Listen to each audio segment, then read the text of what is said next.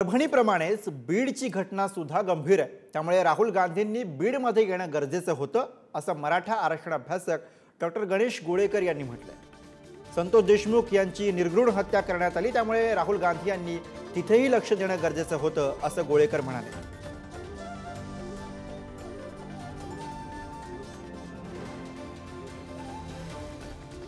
देशमुख यांचा निर्गण अशा प्रकारचा खून झालेला आहे। त्यांचं अपहरण करण्यात आलं आणि असा खून करण्यात आला की ती माणुसकीला काळीमा फासणारी घटना आहे। त्यांच्या शरीरावर एवढे घाव आहेत की शरीरामध्ये 1.5 ते 2 लिटरचा रक्तस्राव त्या ठिकाणी झालेला आहे आणि 1.5 ते 2 तास त्यांना बेदम मारहाण या ठिकाणी करण्यात आलेली आहे। अशा या गंभीर घटनेकडे सुद्धा राहुल गांधींनी भेट देणं गरजेचं होतं।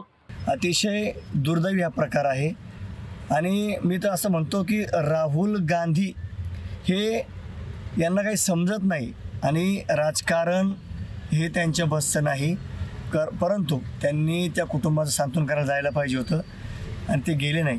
त्यामुळे मी त्यांचा जाहीर आणि तीव्र शब्दात निषेध करतो आणि त्यांच्या याच कारणामुळे काँग्रेसला विधानसभेमध्ये समाज बांधवांनी मतदारांनी काँग्रेसची जागा दाखवून दिलेली आहे। आज राहुलजी गांधी महाराष्ट्रात आले, परभणीत आले, त्यांनी सूर्यवंशी कुटुंबाची भेट घेतली, ही चांगली गोष्ट आहे। पण राहुल गांधींना मस्साजो प्रकरणाची माहिती ह्या महाराष्ट्रातल्या काँग्रेसच्या नेत्यांनी दिली नाही का?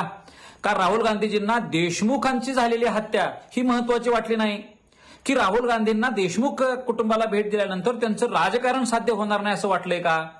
सकल मराठा समाजाच्या वतीनं आम्ही राहुलजी गांधीजींचा निषेध करतो।